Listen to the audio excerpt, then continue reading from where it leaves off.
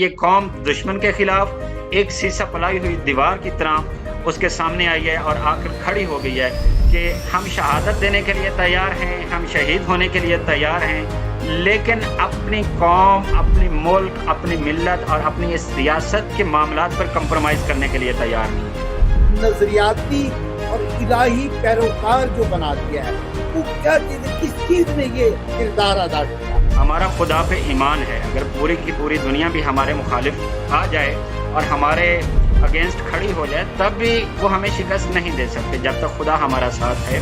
ایرانی حکومت مثلا اگر مذاکرات کرنا چاہتی تھی تو ایرانی عوام اس کو مذاکرات کی اجازت نہیں دے رہی تھی۔ اتنی بڑی بحرانی کیفیت میں سیاسی قیادت، علماء اور ایک طرف عوام کے درمیان یہ مضبوط اور پائیدار رشتہ کیسے قائم ہے؟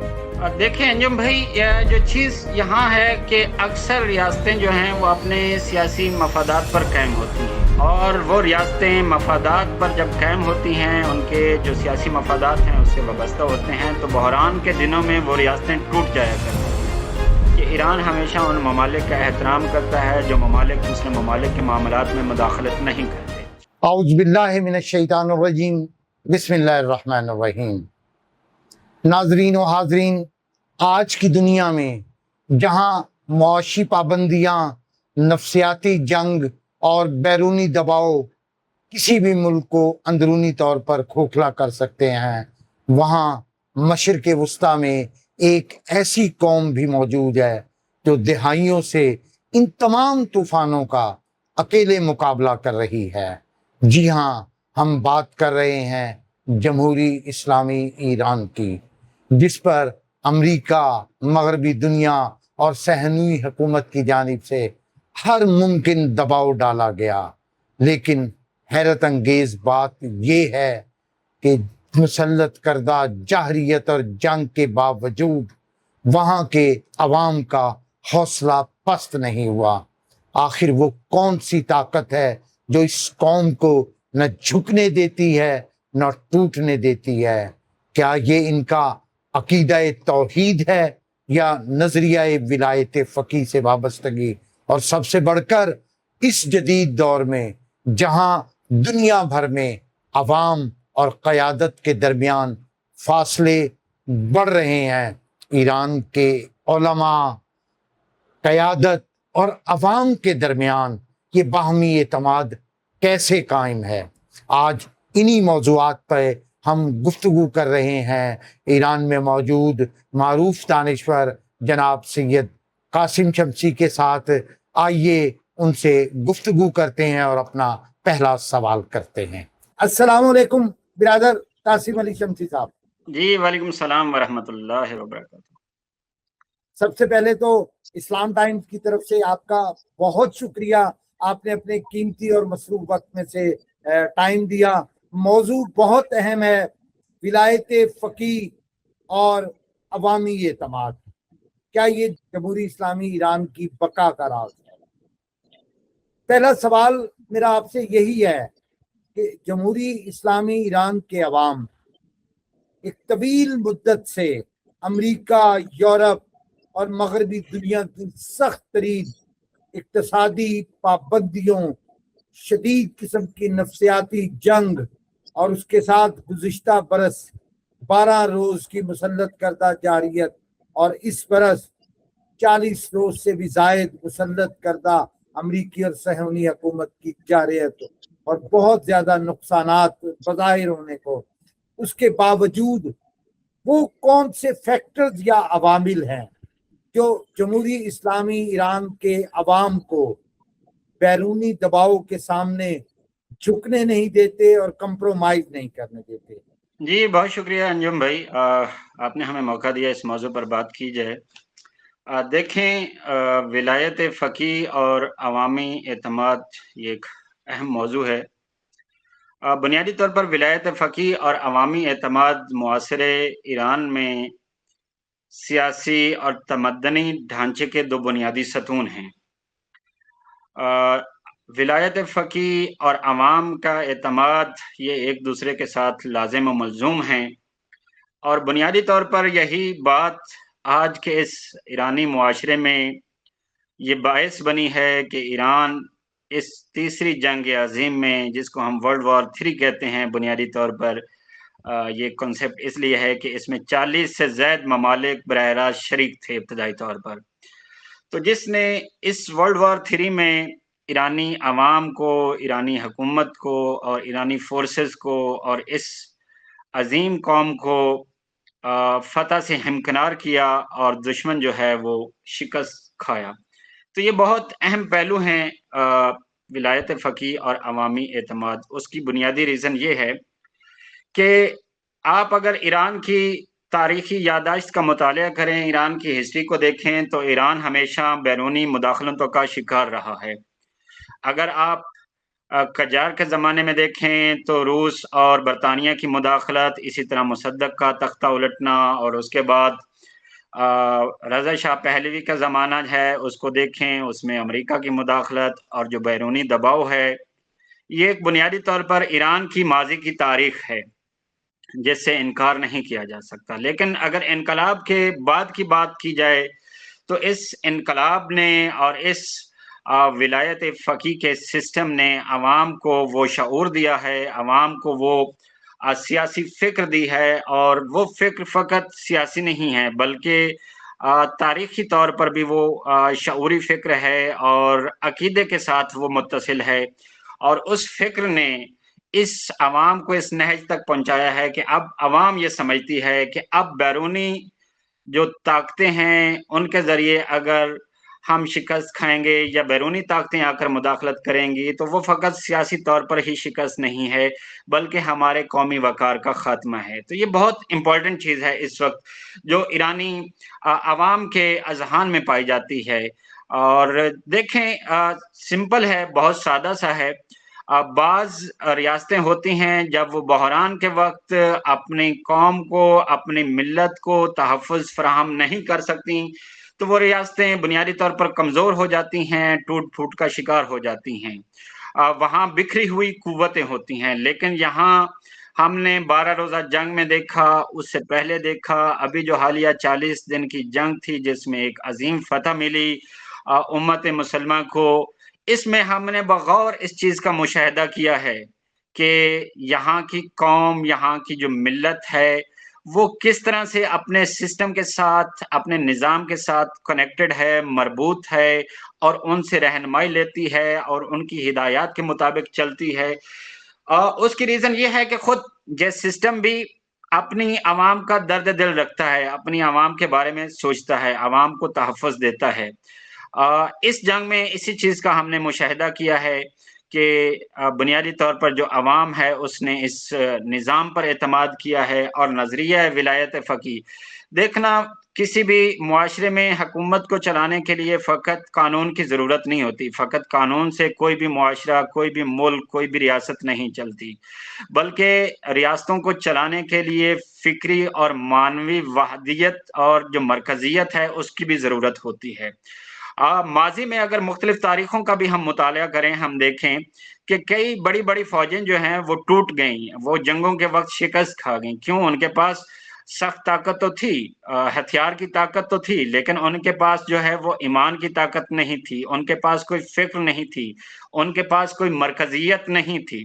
تو اس لیے بعض ریاستیں بھی ٹوٹ پھوٹ کا شکار ہوئیں، بعض فوجیں بھی ٹوٹ پھوٹ کا شکار ہوئیں اور ان کو شکست کا سامنا کرنا پڑا۔ لیکن الحمدللہ یہاں ہم اس چیز کو دیکھ رہے ہیں کہ یہاں جو عوام اور لیڈرشپ کے درمیان ایک اعتماد کا رشتہ ہے وہ آئے دن بڑھتا جا رہا ہے۔ جیسے ہی یہاں پر شہادت کی خبر جو جس دن حملہ کیا گیا اور اسے اگلے دن ماہ مقدس رمضان میں یہ خبر نشر ہوئی تو ہم نے عوام کو سڑکوں پر دھاڑے مار مار کر روتے ہوئے دیکھا ہے، سڑکوں پر لوگوں کو گرتے ہوئے دیکھا ہے۔ ایک ایسی کیفیت یہاں دیکھنے کو ملی کہ جیسے ایک سگا باپ اپنے بیٹے سے جدا ہوتا ہے، جیسے کسی کا کوئی باپ اس دنیا سے چلا گیا ہو اور وہ اپنے باپ کی خاطر تڑپ رہا ہو۔ ہم نے ایسے مناظر اس سے پہلے کبھی نہیں دیکھے، کسی ملک میں نہیں دیکھے، کسی ریاست میں نہیں دیکھے، کسی قوم میں نہیں دیکھے۔ یہ بنیادی طور پر یہ مناظر اس لیے دیکھنے کو ملے کہ ایک نظام اور عوام کے درمیان جو اعتماد کا رشتہ تھا وہ بہت گہرا تھا، اور اسی رشتے نے यूरोपियन दुनिया को शिकस्त दी है, अमेरिका को शिकस्त दी है, और अमेरिका बार बार अपनी स्टेटमेंट बदलता रहा। और 40 दिन की जो जंग थी उसके बाद अमेरिका को दोबारा ये जुर्रत नहीं हुई कि आए और इस कौम के खिलाफ जो है दोबारा वो मुहाज़राए करे। मैं यहाँ एक चीज ऐड करना चाहूंगा कि ट्रंप ने जब एक वार्निंग दी कि कहा 4 घंटे का वक्त बाकी है, ये हमारे लिए बहुत यानी कि अनबिलीवेबल चीज थी कि जब ट्रंप ने कहा कि मैं 4 घंटे के बाद मुकम्मल तौर पर ईरान की तहजीब को तबाह कर दूंगा। तो ऐसे मनाजिर शायद दुनिया में हमने नहीं देखे जो ईरान में देखे। आवाम सड़कों पर निकल आई, हजारों की तादाद, किसी जगह पे उन्होंने अपने जो उनका बिजली का एटमी घर है उसको अपने हिफाजती हिसार में ले लिया, किसी जगह उन्होंने जो इनके गैस के पावर प्लांट्स हैं उनको अपने हिफाजती हिसार में ले लिया, किसी जगह इनके जो वाटर पावर प्लांट्स हैं उनको अपने हिफाजती हिसार में ले लिया। यानी ये कौम दुश्मन के खिलाफ एक सीसा पलाई हुई दीवार की तरह उसके सामने आई है और आकर खड़ी हो गई है कि हम शहादत देने के लिए तैयार हैं, हम शहीद होने के लिए तैयार हैं, लेकिन अपनी कौम, अपनी मुल्क, अपनी मिल्लत और अपनी इस रियासत के मामलात पर कंप्रोमाइज करने के लिए तैयार नहीं है। तो ये हमारे लिए बहुत ही एक अजीब चीज थी। यकीनन यकीनन बिरादर कासिम, जैसे आपने बतलाया कि ईरानी कौम ने दौरे हाजिर में अपने अकीदे बुनियाद पे और अपने हुकूमत पे एतमाद के साथ, यानी इस मुसल्लत करदा बहरान और मुसीबत को अपने लिए बजाय वो कयामत बनाते उसको रहमत और नेमत में तब्दील किया। खसूसन अकीदा तौहीद, इस्लामी तालीमात और नजरिया विलायत फ़क़ी ने इस कौम को एक मजबूत नजरियाती और इलाही पैरोकार जो बना दिया है। वो क्या चीज है, किस चीज ने ये किरदार अदा किया? देखें, बुनियादी तौर पर आपका जो सवाल है अंजुम भाई, बुनियादी किरदार देखें, जहाँ कौमें किसी मुल्क के सियासी निज़ाम को फ़कत उस मुल्क के रियासत को चलाने के लिए एक ढांचा ना देखें, एक ढांचे के तौर पर ना देखें, बल्कि वो उसको अपने अकीदे और मकसद में ढाल लें और ये समझें कि ये चीज़ हमारे अकीदे का हिस्सा है, ये चीज़ हमारी तहज़ीब का हिस्सा है और ये हमारा मकसद है। उसमें फिर तौहीद से लेकर इस्लाम के अंदर जितने भी पैरामीटर्स हैं उन पर वो कारबंद रहते हैं और अकीदा तौहीद पर कारबंद रहते हुए जब ये कहते हैं कि बस हम खुदा की ज़ात से डरते हैं, जैसे इमाम खुमैनी ने भी शिआर दिया था कि हुक्मरानी फ़कत और फ़कत खुदा की है, ला शर्किया वला गरबिया। खूब इमाम खुमैनी ने ये बता दिया था कि ना हम मशरिक़ की तरफ जाएंगे, ना हम मगरिब की तरफ जाएंगे, बल्कि हमारी जो ताकत है उसका बलबूता जो है वो हमारा खुदा पे ईमान है। अगर पूरी की पूरी दुनिया भी हमारे मुखालिफ आ जाए और हमारे अगेंस्ट खड़ी हो जाए तब भी वो हमें शिकस्त नहीं दे सकते जब तक खुदा हमारा साथ है, हमारे साथ है। और खुदा की जो क़ुव्वत है वो हमारे साथ है। तो इसका मुज़ाहरा हमने इस हालिया जंग में एक जगह देखा कि जहाँ मैं इसमें ऐड करता चाहूँ कि इस्फ़हान की साइड पे जहाँ यूरेनियम थी वहाँ पर आया अमेरिका और उसने इसी दौरान हमला किया। तो ये खुदाई क़ुव्वत की तरफ से जो इमदाद थी, जो उसकी एक अजीब मज़हर था, वो देखने में मिला कि अमेरिका ने वहाँ शिकस्त खाई और उसको जो है वो ऑपरेशन ईगल क्लैव तर्ज का जो ये ऑपरेशन जिसको इसने डिज़ाइन किया था, इसमें भी उसे शिकस्त का सामना करना पड़ा।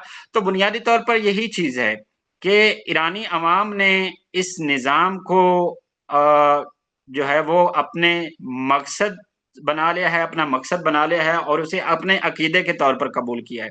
तो ये एक इम्पोर्टेंट चीज़ है किसी भी मुआशरे के लिए, किसी भी रियासत के लिए, किसी भी मुल्क के लिए। फ़कत ये नहीं है कि लोग आएँ, उनका जो इक़्तिदार है फ़कत वो हुकूमत करें, ऐसा निज़ाम नहीं है। फ़कत इंतज़ामी ढांचा चलाने के लिए हुकूमत यहाँ पर नहीं है, बल्कि यहाँ हुकूमत जो है वो अपना शरई वज़ीफ़ा समझती है। इसको ज़िम्मेदारी, दीनी ज़िम्मेदारी के तौर पर इसको कबूल करती है और जो इस मुल्क के मामलात हैं, जो इस रियासत के मामलात हैं, उसको वो आगे लेकर चलती है। तो बुनियादी तौर पर इस्लाम के पैरामीटर्स के अंदर रहते हुए हुर्रियत, सब्र, इस्तिकामत और बहुत सारे जो दीगर पहलू हैं उनको मद्देनज़र रखते हुए ये कौम जो है, इस कौम ने बहुत ही मुबारज़ा किया है। हमने देखा है, हम यहाँ तेहरान में, मशहद में, कुम में, बाकी शहरों में क्या سردی، کیا رمضان کے روزے، لوگوں کو کسی قسم کا فکر نہیں ہے، لوگوں کو فکر معاش نہیں ہے۔ وہ آئے ہوئے ہیں روڈز پر، وہ رات کو میدانوں پہ، چوراہوں پہ، چوکوں پہ موجود ہیں، وہ امریکہ کے خلاف نعرہ لگا رہے ہیں۔ اور اس سے بڑھ کر یعنی کہ جو ساری پچھلے 1 ڈیڑھ مہینے میں ڈیولپمنٹ چلتی رہی، ہم نے تو بعض جگہ پر یہ مشاہدہ کیا، اور اس وقت ایرانی حکومت کو ہم نے اس عنوان سے مشکل کا شکار دیکھا کہ ایرانی حکومت مثلا اگر مذاکرات کرنا چاہتی تھی تو ایرانی عوام اس کو مذاکرات کی اجازت نہیں دے رہی تھی۔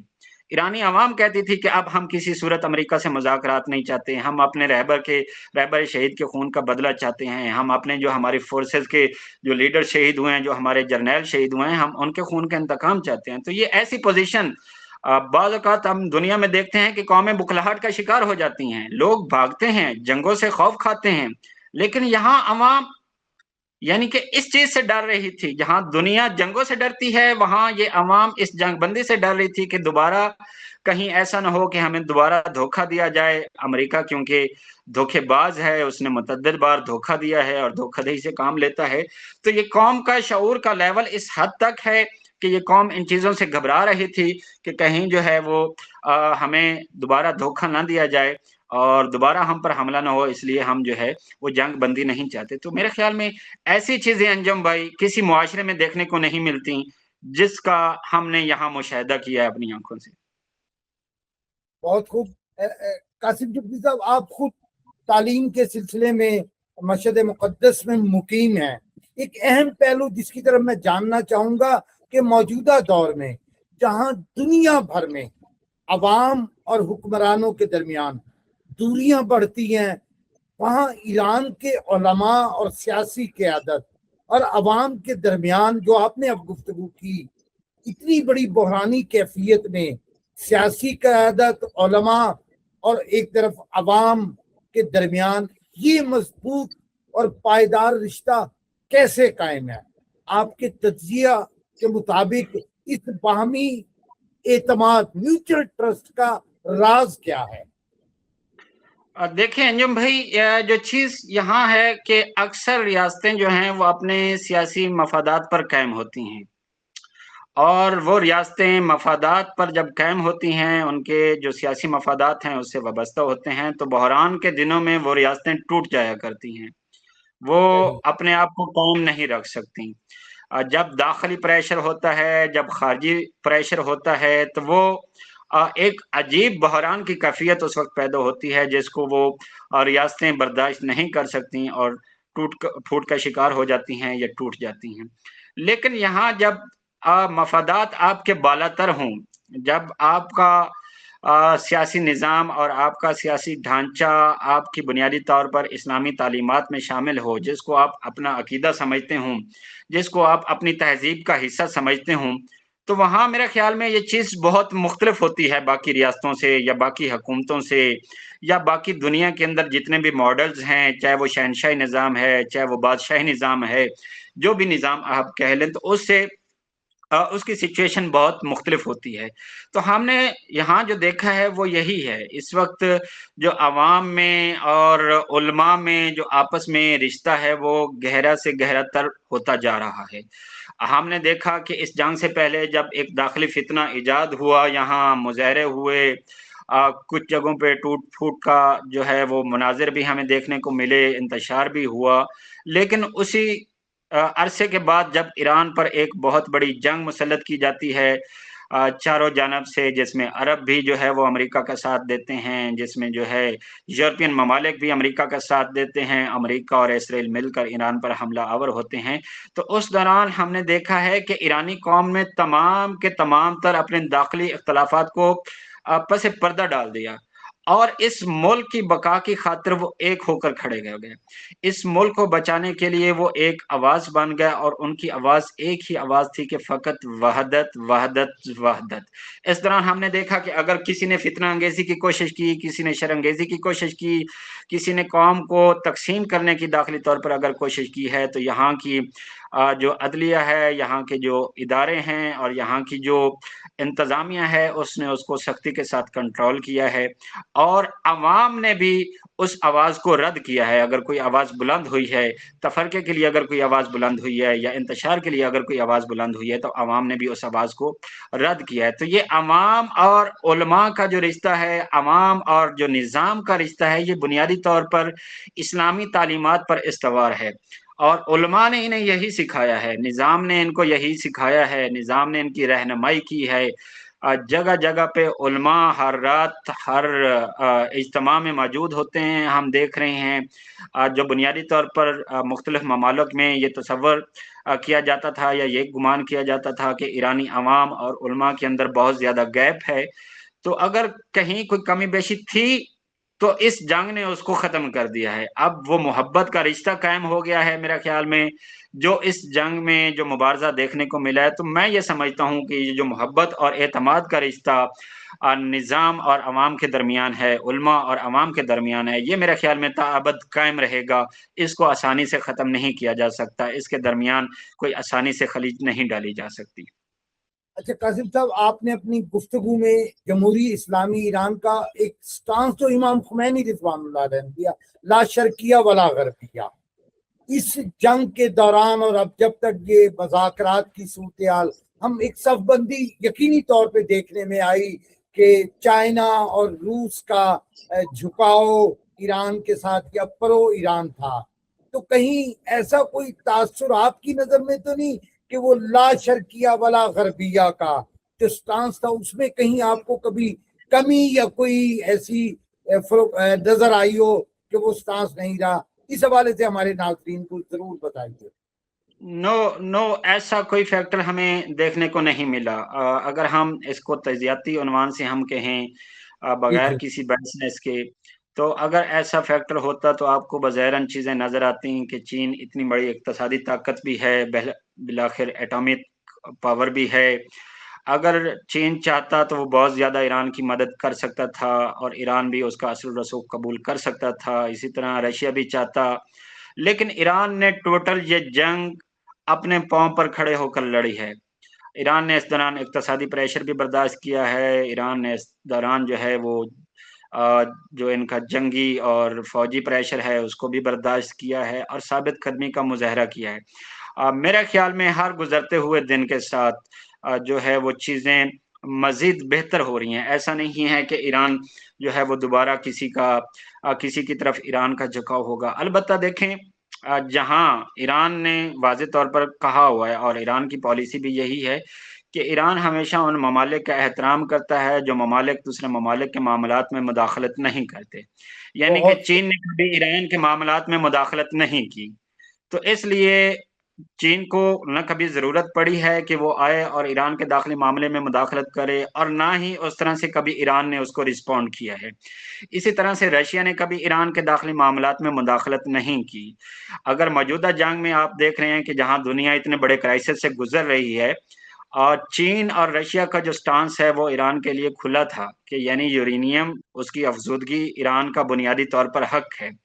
اس کے ساتھ ساتھ بعض جو جریدے ہیں، بعض جو بڑے بڑے نیوز چینلز ہیں یا ویب سائٹس ہیں، جب یہ خبریں نشر کرتی تھیں کہ ممکنہ طور پر ایران کی جو یورینیم ہے وہ روس منتقل کر دی جائے گی، یا چین آئے گا وہ ایران کو پریشر میں دے گا، ایران پہ کچھ پریشر بلڈ کرے گا. جیسے کہ ٹرمپ کے دورے سے پہلے کچھ ہلکے اس کو تصور بھی کر رہے تھے کہ ٹرمپ اس لیے چین جا رہا ہے کہ چین مجبور کرے گا ایران کو، کیونکہ چین کی ایک بہت بڑی تیل کی جو چین سپلائی ہے وہ ایران کی طرف سے آتی ہے، ایران اس کو ایکسپورٹ کرتا ہے.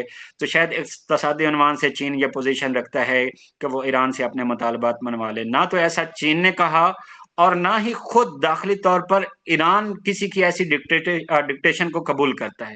یعنی کہ یہ ایسا بالکل بھی نہیں ہے کہ چین کہے یا رشیا کہے اور وہ آئے اور ایران کے اندرونی فیصلوں میں مداخلت کرے اور ایران اس کو قبول کرے.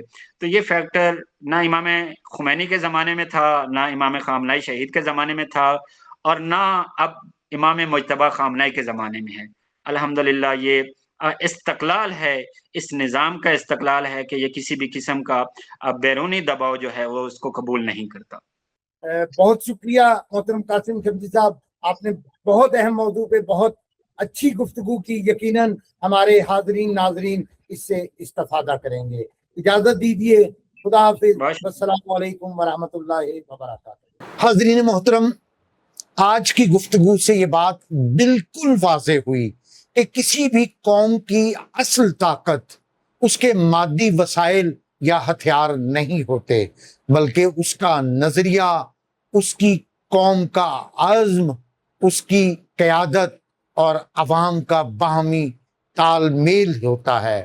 جمہوری اسلامی ایران کی قوم نے یہ ثابت کیا ہے کہ جب کوئی قوم نظریاتی طور پر مضبوط ہو اور اپنے عقیدے اور قیادت کے ساتھ متمسک رہے تو دنیا کی بڑی سے بڑی طاقت بھی اس کے حوصلوں کو شکست نہیں دے سکتی۔